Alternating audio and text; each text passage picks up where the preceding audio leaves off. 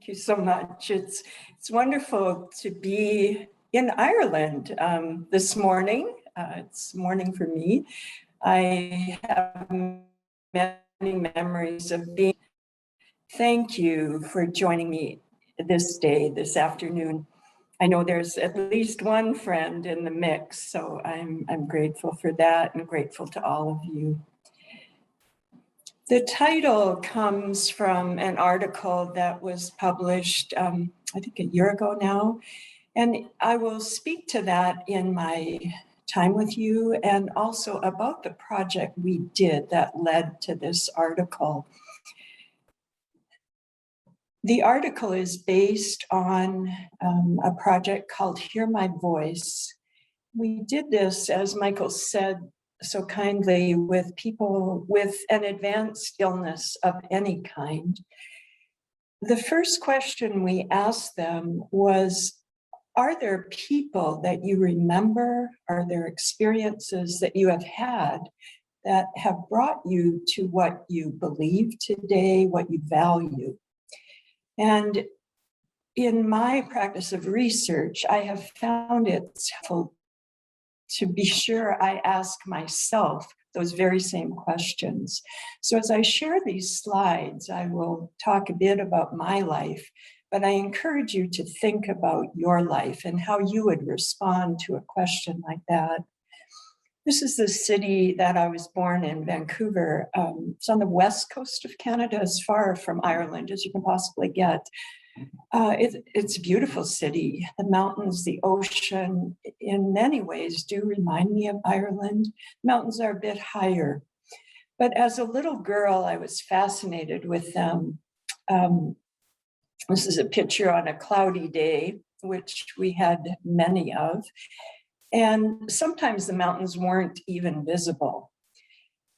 Somehow that led me to thinking about God, again, as a very little person.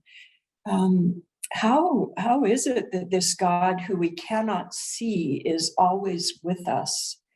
And yet, as I watched those clouds at various times in my youth, I realized those mountains really didn't disappear, even though they seemed gone. And that, for me, was like God. I walked many times at our beaches as an adolescent, primarily to sort through things, complicated things. And I became very attached to the movement of the tide. That also reminded me of the presence of the divine in my life, even though it at times seemed very far away. The people that brought me to what I believe today are still with me. They're all deceased, but I think of my parents who brought me to church on Sunday. It was a church where French was spoken as the primary language and Latin as the language of the liturgy. As a little girl, I understood none of that. But I did understand something about the grandeur, the mystery of God. My grandmother, who was very formative in my life, brought me to a holy hour many weeks, even when I was very little. And I remember cuddling close to her and feeling her warmth, her love, but again, also this mysterious presence of God. We had regular Sunday dinners, and extended family would gather, and often guests, sometimes unexpectedly. Somehow there was always enough. The conversation tended to be quite cordial, but sometimes there were disagreements, as happens in any family. And I was always amazed as a young person that even the people who had argued the Sunday before were present the following Sunday. It taught me to believe that all are welcome, whether it was at our dinner table or in my life. And I have hope to live that way with those I serve. My dad was a family physician and he made house calls. This is before the time of, I don't know what you call it in Ireland, but here it would be HIPAA, with all sorts of regulations about who can visit with whom. My dad taught me that it was important to have tea with the neighbors who he cared for, even though he didn't really like tea and he really didn't have time for tea. But he taught me about service, and that again is part of what I believe. So I share this not so much that you will understand about me, but that you will reflect on those experiences and people who have been formative for you. And that's what we did in our study. A theoretical framework for our study comes from the work of Kate Piderman and his colleagues, and it's based on spiritual development. So when we're young, we discover what becomes spiritual for us. We discover what we value, and at some point we conserve it. We put it all in a treasure chest of sorts, and it is with us. But then there are always rocky times. There is grief, there is trauma, and just things we don't understand. And so Dr. Piderman and his colleagues talk about coping as using both what is in our spiritual reservoir, but also developing new or transformed spiritual resources. He also says that some people reject everything and take a pause really from spirituality. I say this because we find patients in all various kinds of coping, and it's important to respect and acknowledge those. And also, if we can, if we have the opportunity, if they're willing, to go a little deeper with them. And again, we did that in the Hear My Voice study. Generativity is so key in spiritual development. How do we use the many blessings, the resources that we've been given, the memories that we have of what it means to be spiritual, and go forward with that? It's not all about us. I remember saying that so many times in the addiction unit where I worked for many years. Spirituality is not just about us. It's about what we do with what we believe and what we cherish. Oh, one more. Oh, I guess that slide is gone. Okay, so we'll just go ahead to this. Michael mentioned that I worked for many years in Illinois, 20 years. It's certainly there are urban areas there like Chicago, where I went to graduate school, but also urban areas. And I learned so much there. But from the gifts I had been given, from the memories, from that which I cherished, I felt called to work more directly with the sick. This is St. Mary's Hospital. It is part of the Mayo Clinic Hospital, which is it's quite big, 2,000 patients. So between this and the campus downtown, there's a lot of sick people. That's probably the best way to say it. In the distance, you might be able to see a gray building, and that would be where our outpatient care is given. Again, it's quite big. I learned so much about spirituality and spiritual care by walking these halls. Part of my practice was as a night chaplain. I worked from 10 at night till 8 in the morning. You'd hope to be asleep at that point. The hospital never sleeps, as you know, if you've done call. And it was a wonderful time actually to spend time with patients because there weren't other distractions. I also worked, as I mentioned, in the addiction area, other areas of psychiatry, also with patients who are dying in hospice programs. From all of these people, that spirituality is so important. A colleague of mine said it's the most important. It's diverse, it's dynamic, and it affects outcomes, both medical and quality of life. And I'll talk about some of the research we've done in these areas. So Michael mentioned this patient expectation survey that we did. Again, the publication is, considered old at this point, 2010. I share it with you because of the findings, but also with the thought that it might pique your interest enough to do something similar where you are.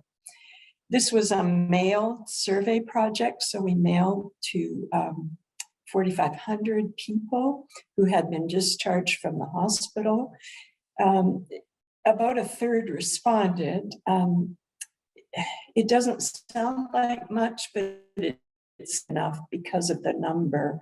And they were from various areas of the country where Mayo Clinic is present. Notice that almost 70% of the people we surveyed or who responded wanted at least one visit from a chaplain. That's a huge number, 70%. It also means that 30% didn't want to visit. So again, this mix of people in our care, 39% wanted chaplains to visit just to show up. And that was pretty daunting for us. Notice the few that were visited by a chaplain, under half, but 81% reported the visit was important. Another thing that challenged us, that even though 60% were aware of a chaplain's availability, 37%, almost 40%, knew how to contact a chaplain. So we made some changes with spiritual care based on these results. We were able to hire 6 more chaplains. I'm sure that sounds decadent to you, but it was wonderful for us. And we tried to boost our visits and also boost signage that told people about our availability. A friend of mine, a person I've worked with before, Beth Muehlhausen, did this survey more recently. So she took our survey questions, modified them somewhat, and then actually did face-to-face interviews with patients. At least her team did. And notice what she found: 93% wanted at least one visit. And of those who stated no religious preference, 83% wanted a chaplain to visit. So that's quite remarkable. Some of her other data is similar, though more people knew about chaplains' availability. But again, not that many knew about how to contact a chaplain.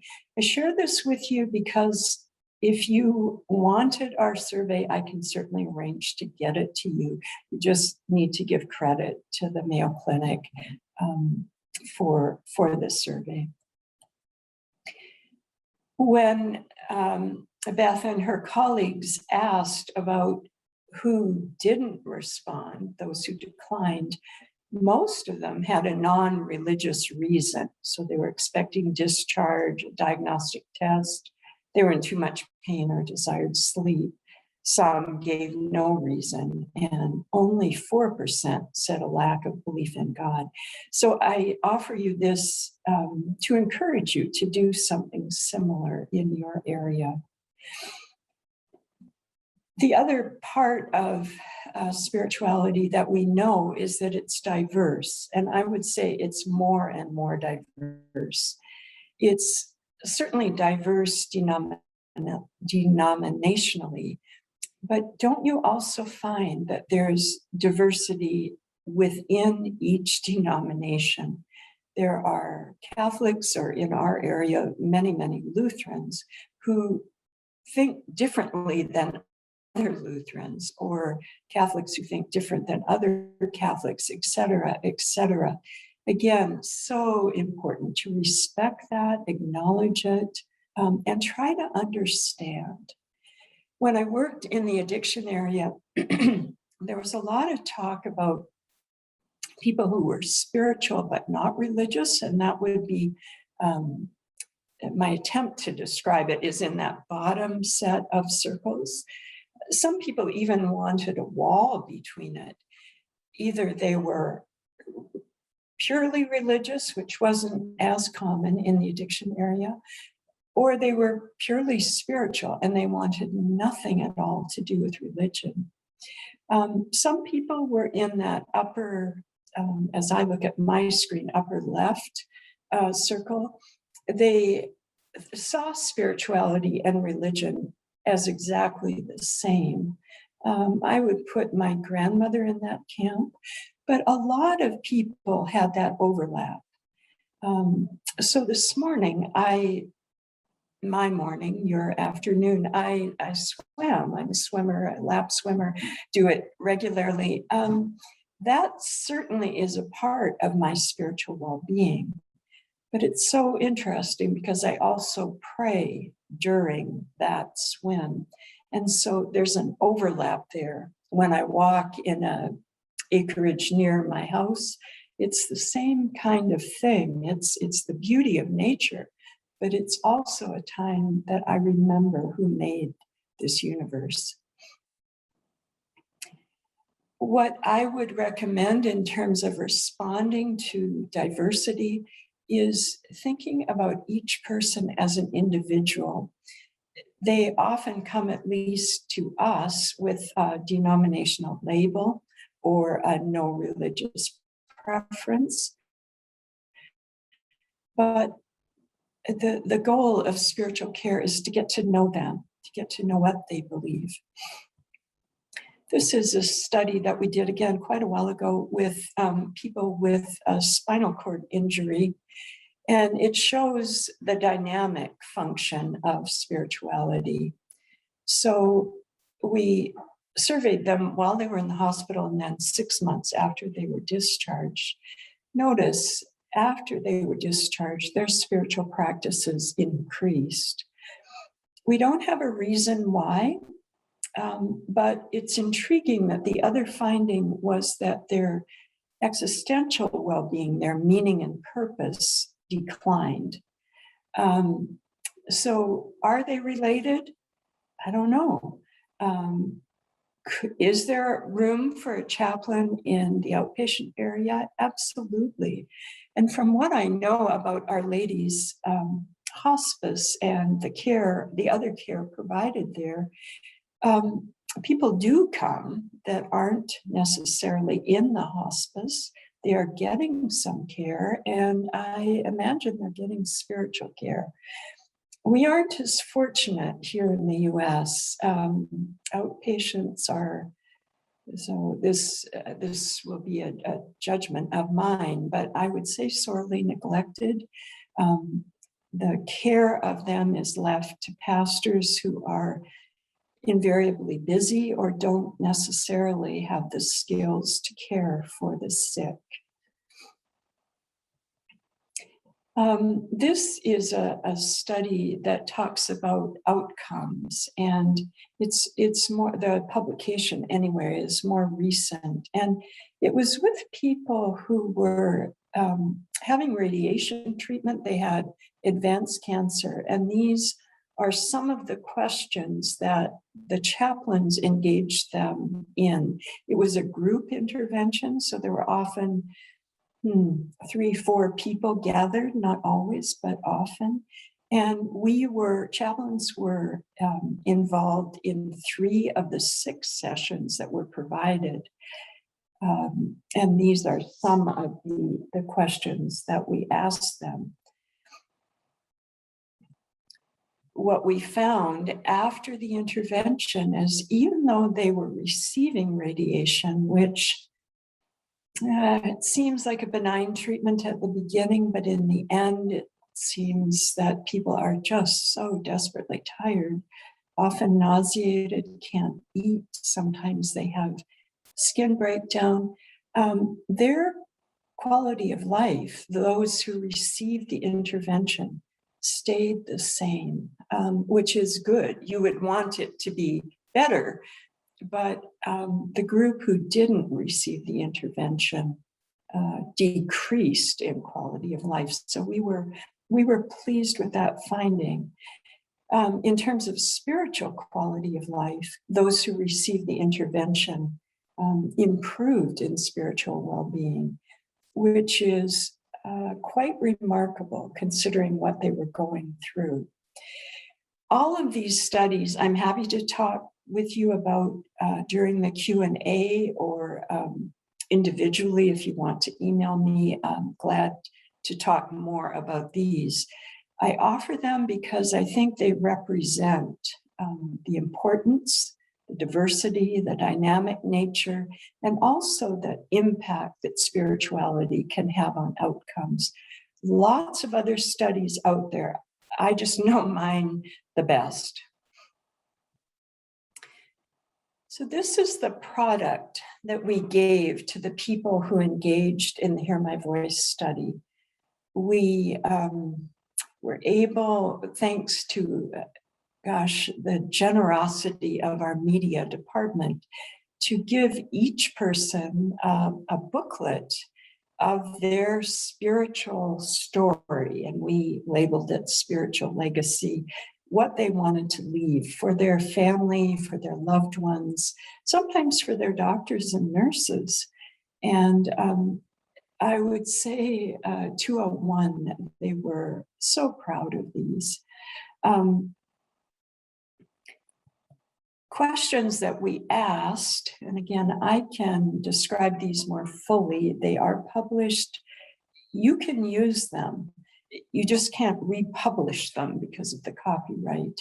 You can alter them, but what we asked is about spiritual background. And I described mine in the beginning. People love to talk about that for the most part. And then we moved on to practices, and that's kind of the conservation piece of spiritual development. What did they take from their background? And then we encouraged them to talk about generativity issues. What did they think was the best thing they'd ever done? People, one person who we'll talk about a little later, she actually gave us her pickle recipe. So I don't know if you have pickles in Ireland, but anyway, she was so proud of it. She was 102 and we got it in print for her, but she was also proud of other things. We asked about call, and we asked about stress. Then we moved more deeply into the ways people had struggled. Some people said they'd never struggled, and we left it at that. We didn't probe or pry, but most people used the opportunity to talk about ways they had struggled. Some people revealed struggles no one else knew about. And we didn't put those in their book. That was a choice that we had made because we didn't want it to be a newspaper for their family. If they had already talked about it, we certainly included it if they wanted it included. And then the last question was about spiritual guidance and wisdom. Those were beautiful. So often it was about family, it was about relationships, it was about faith, it was about values, and they got to put that in print, and that was precious. So for people that are in described briefly in that On These Holy Mountains article are a person I call Will. He was in his 60s at the time of the interview, Christian man, physician. I didn't mention that in the article, but certainly I mention it here. His struggle started very early with his faith. He was a married man, had an infant son with a cardiac abnormality that would eventually claim his son's life. His pastor had tried to console him, saying that he was blessed. God was blessing him in this event. The man didn't feel blessed. He felt angry that his little son was going to die. He struggled with that, and he came to the conclusion that God's ways are not our ways. In his 60s, at the peak of his career, he had a cancer diagnosis. It was a metastatic diagnosis, and he struggled again. He struggled deeply. And he was very generous in sharing that with me. He came to the conclusion that you either believe wholeheartedly or you don't. So some of our patients will have that kind of Christian background, but they will also want to struggle with us. And for me, that is an important part of spiritual care. This gentleman was clearly an agnostic. He at first labeled himself an atheist, but then came to identify as an agnostic, someone who believed in something. He was retired. In his adolescence, he was raised in a Methodist church. It just didn't fit for him, so his struggles started when he was young. He wanted something beyond religion. He had the opportunity to work in California, in a beautiful part of the state where there are these magnificent coastal redwoods. And somehow in that forest, he found a connection to the divine. And as he said, without man's intervention or interpretation, he clung to that. He had an experience in Vietnam as a person in the military, a lot of fear. The Vietnam War involved a lot of death for people. This man did not die, but had colleagues who did. And he found himself, when he was anxious, going back to the coastal redwoods. With his cancer pain, which was quite extreme, he couldn't sit or even lie comfortably, and so it was tough. He found that he went back to those redwoods, and the privilege I had was to help him do that in periods of pain. So I was very, very grateful. When we talked about what he thought happened at the end of life, he didn't know. He didn't have a clear image, but he said that the sprouts he saw that often grew near or on a felled tree gave him comforting hope that life continues after death. I share this with you because even though our questions were part of a research intervention, I found that they were wonderful spiritual care. And so I encourage you with people in your care to use them, to see what they say. This is the woman. She was 102, and she didn't walk well, but she wanted to make the best of it and to help others and bless them. And she had an amazing private prayer journey and imagining herself being at liturgy. she was diagnosed with cancer when she was in the hospital, and her reaction was quite dramatic. She said she got down on the floor, pounded the floor, cried, screamed, "Oh my God, why did this have to happen now? Because I have all this to do," she said. But then after a time, she said, I said a few prayers and got myself organized, and she didn't want to be a burden, didn't want to feel sorry for herself. And then she said to me, "And if you need anything, well, let me know and I'll do it for you." That was her statement of generativity, just a wonderful person, privileged to know her. This young woman, just college age, so 18 or so. Look at what she says. "I really liked my life before." Now, she had had cancer from the time she was 10, and various interventions seemed to slow it down, but it didn't stop it, and it eventually took her life. She was one who struggled so honestly with me. She did have a faith life. She thought that she and God were pretty tight.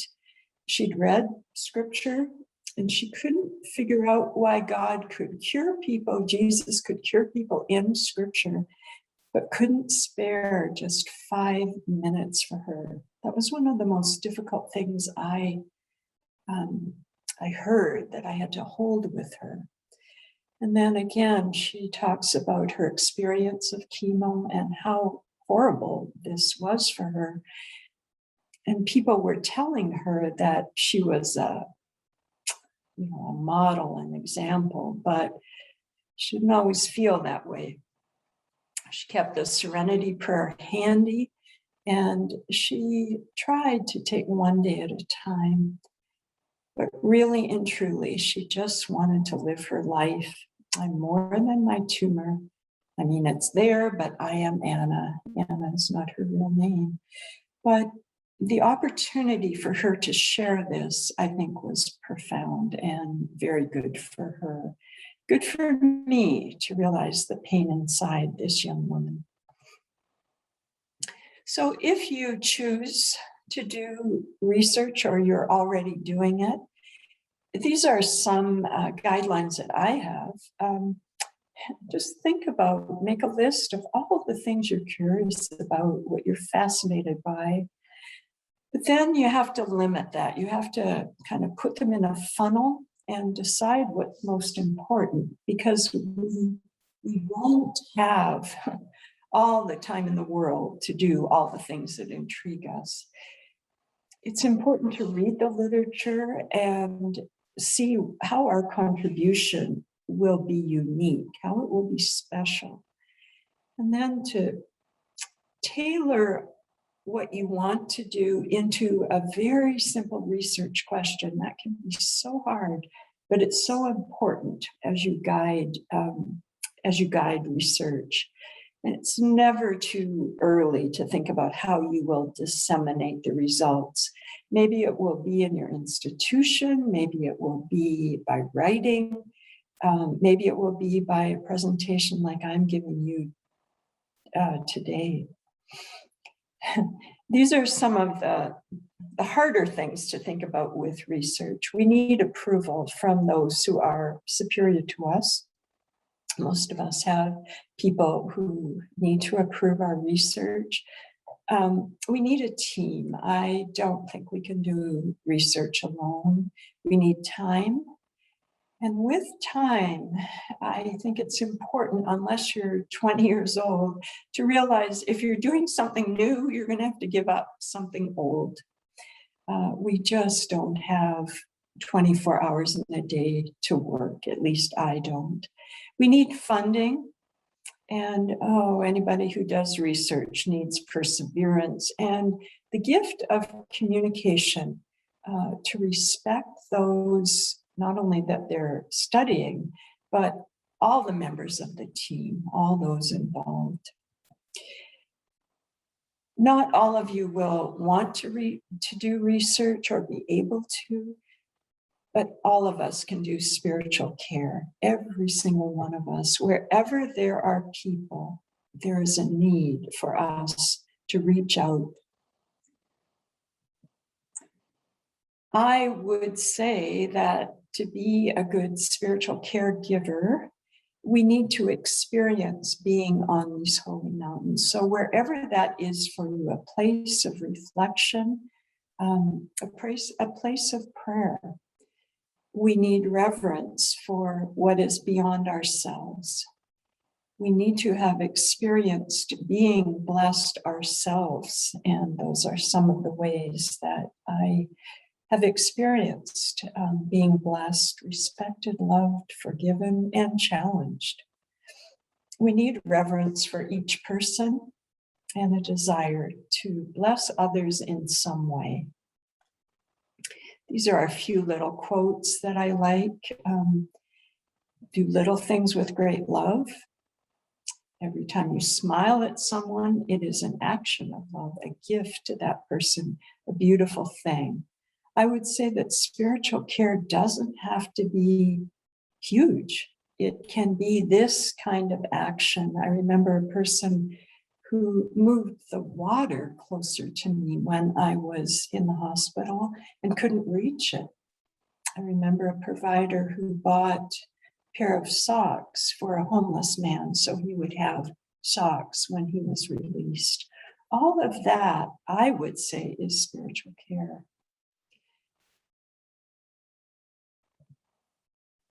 Spiritual carer also has time, but takes time. It's just that image of the woman drinking tea and my dad visiting her. He took time, and that's what we do when we provide spiritual care. We notice and we respond. We are open and accepting, respectful and compassionate. We're also humble and a team player. So we refer. So if some of you watching are nurses, physicians, etc., you may not have the skill that a certified chaplain has. It may not have been your area of specialty. By all means, refer. And that goes for chaplains. If a medical issue comes up, by all means, refer. It's important to be humble and be a team player. This is a quote from a rabbi, and he's got all sorts of beautiful things on online. I used this with people in the addiction unit as they were pondering how to review their lives. And his wisdom is good, I think. Calmly review your life and consider whether what you are doing with your day is worth devoting your life to. Your life consists with what you do with your lives. So I encourage that for all of you who provide spiritual care, all of you who do research. And the examen is a common prayer. St. Ignatius of Loyola was the one who started it. And again, review your day, but this time he would say with God, be sure God is part of the picture. A lot of thanksgiving in the examen and a lot of noticing. There's a quote from Mary Oliver, which I love. What will you do with your one wild and precious life? Well, I'm at the point in life where that decision has been made, and maybe that's true for some of you. Maybe some of you are still wondering. But wherever you are with it, I would encourage you to think about, what are you going to do with this season of life, this month, this day, this relationship, this opportunity, this moment? And that is something that being on these holy mountains helps me with. It helps me to think about what's important. Sometimes I notice where I've missed the mark, and I ask for help to do better the next day. So I'll turn the microphone back to Michael and ask if you have any questions or comments based on what I've been able to share with you today. Thank you so much, Kate, for your thoughts and for bringing us through some of the work you've done, which has really brought spiritual care to the fore and shown its place as having a profound qualitative effect on people's lives, particularly those suffering from life-limiting conditions and conditions that impact so profoundly on their lives and their living. Anybody that's watching, please use the question and answer box on your screen for questions. And a couple of questions have come in. And Kate, you talked about, this is coming in, you talked about when you worked night duty and that shift between 10 and 8 a.m. And one of the things that's come through is that, you know, for this individual, they don't identify what their role is, but that when they've worked nights, they've found that that's the point in time when somebody might be at their lowest, when that quite often is a space for a spiritual connection, when that question about, well, why me? What's this about? And is that something that you would have encountered during your night journeys? Absolutely. There's something about night. There's something about evening. I also worked some evenings with the patients on the rehab unit. And there was an honesty that came in the stillness. And my position as the night chaplain at the Mayo Clinic was, I was the first night chaplain, and we have, sometimes it was with families in waiting rooms. Sometimes it was with someone in an elevator, and my role was to be up and moving around the hospital. And yes, absolutely, it's a wonderful time to minister. Another question, Kate, and this is something that we've kind of talked about, so I'm glad somebody has brought it to the fore, and it's, how do you make spirituality and spiritual care everyone's business? You know, it's a very good question, and it would probably depend on your institution. I was privileged to be able, when I moved to a day position, to be in team rounds, and I'm not sure if you have that opportunity or not, but by speaking, so that the physician would speak, the nurse would speak, the social worker would speak, I would speak about this patient, we learn to respect each other's roles, and I think we learn from each other.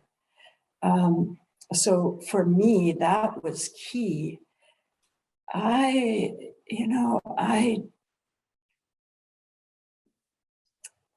I would present anywhere I could about spirituality and encourage others to do their part, not to take over what I could do. I mean, chaplains are particularly skilled, gifted, trained in holding that suffering and being there without trying to change it, but also to encourage people to have their part. Thanks, Kate, for that. This is a really interesting question that's just come in this moment. Thank you, John. As a chaplain, what ways have you found to be most helpful in giving spiritual care to the other professionals on your staff team? Yeah, it's so important, and it's especially important now with COVID, or, you know, how long has COVID been here? A long time now. I would say, so that night work taught me about that, because again, there was some time for staff, and I would always see patients, but I would always also talk to the charge nurse, not sure what you call that there, and to nurses who were outside patient rooms. I would be available. The same thing during the day.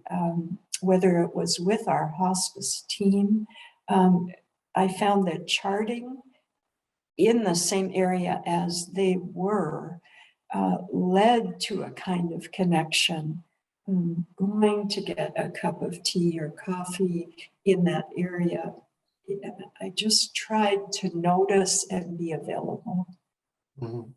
I think that's something that we've noticed more and more, particularly with COVID, is that indirect and direct contact that can be so helpful.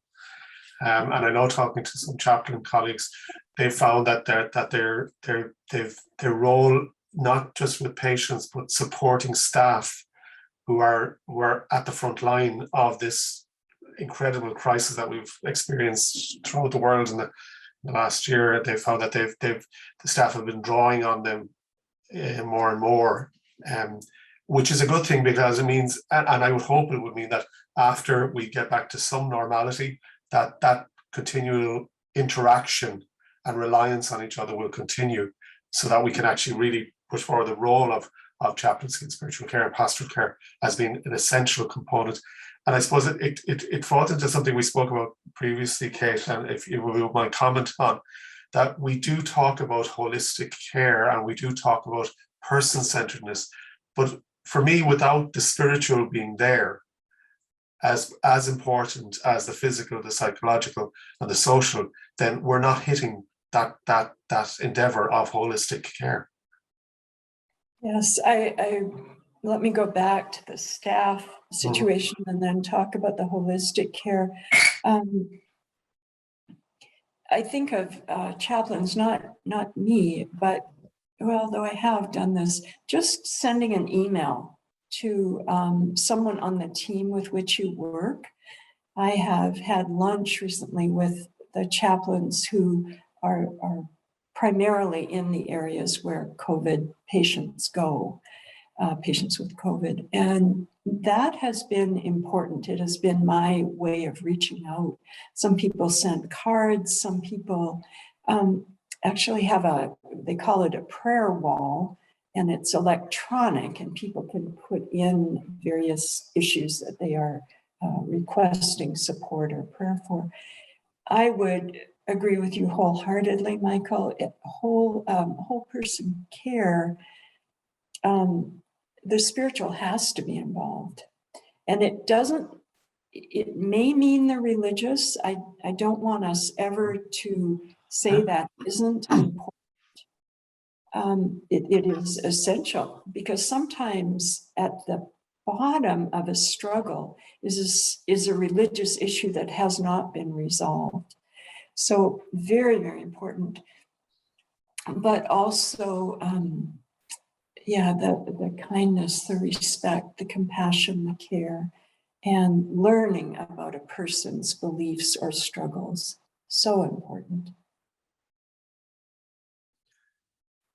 A similar vein of question just came in, Kate, and it's: when staff and patients are hopeless and tired, have you found any questions that might help them to soften when there's almost been a hardening and a hardness there? Yeah, it's a phrase that I learned from a physician. Tell me more. It's such a simple set of words. The physician said, often, it was a male physician, he said he's asked that, but his hand's on the door, he's ready to leave. So what I learned as a chaplain is ask that, but be prepared to stay. So I think any statement or question that deepens the conversation and keeps it going. I hear that you're tired, exhausted, frustrated, furious, whatever. Can you tell me more about that? And to be sure that you take the time to listen. If you don't have the time at that moment, see if you can set a time to meet later. I would like to hear more about that. Can we meet later? Kate, you talked about the chaplain being very skilled in sitting with the suffering, and is for me, a lot of that could be related to just the being with, as opposed to a constantly feeling the need to do for. And almost that and I don't want to sound religious anyway, but that sacred silence, that sitting in silence to allow the person just to be. Yes, there's a case study book. So the editors are George Fischette and Steve Nolan. Steve is from the UK. I have a chapter in the first book they published about a girl, her name, I call her Angela, it's not her real name. And she had a high spinal cord injury, so she was paralyzed from the neck down. She wouldn't do therapy, so she did, but she was praying for a miracle, and the miracle didn't happen. And so here she is, paralyzed. And I remember going in not sure what I could do that the team hadn't already done. But honestly, it was sitting, and I would use that word, Michael, in that sacred silence with her. Because at the beginning, I tried to intervene with words or activity. She just wanted to be mad, and she wanted company. She taught me so much. I would have loved to have run out of the room, but just sit there with her, and the fruit that came from that visit. So in that silence, my mind was certainly attentive to her, but it was also very busy with what might be going on, and the theoretical framework is in that chapter. It's good to know. Kate, this is a question that might be a challenge, and feel free to bypass it if you want. But is there one single, or maybe two or three times that you could describe as instructive moments that you felt in your career as a chaplain? Oh, that's a beautiful question. Thank you for the opportunity. I'll speak of one. This gentleman was out on a farm. Our hospice program is a service that is often provided in the home. And it was an hour to get to him. And when I got there, I realized his wife had made the appointment. So the dog is barking, the man answers the door, and who are you? And I said, well, I'm the chaplain with the hospice program. And he said, well, I don't believe in God, and I don't want to talk about death. And I thought, oh, what the heck? An hour drive. But thank goodness for those Illinois farmers. I said to him, could you show me your farm? And we did see his farm, and then he had a bird feeder, and he said to me, would you like to watch the birds? And I sat with him at that bird feeder time after time, because the man lived about 9 months, and I kept going back to that bird feeder when the weather got bad. We watched from the inside, but it was in the watching the birds that his true story came out. And he taught me so much about not rushing my agenda, not pushing him to talk about anything, but letting it flow forth from him. So that would be clearly one that made a difference. Research-wise, I'll share this. It was, I think, a project I didn't, there wasn't a slide about it, but I was walking over to the people who printed the questionnaire for the patients, and there had been a mistake, which I had approved. I hadn't seen it, and I was so mad. I was mad at myself, but I was going to blast them. It doesn't sound very nice for a chaplain, does it? Thank goodness there were a few blocks in between. And I thought, if I'm doing spiritual research, I better treat these people like a spiritual caregiver. And that experience taught me a lot about respect. Wow, they're incredible examples, Kate, and thanks for sharing them with us. There's a question in a similar vein, and asking you to talk to kind of, you talked about walking in nature and your swimming and how you use prayer during your swimming. And the question is, what ways have you found that to be particularly helpful in your own spiritual care? And then, having cared for others and how they're suffering, how do you care for yourself, say, within a shift and within the seasons of your own life? So really two questions there.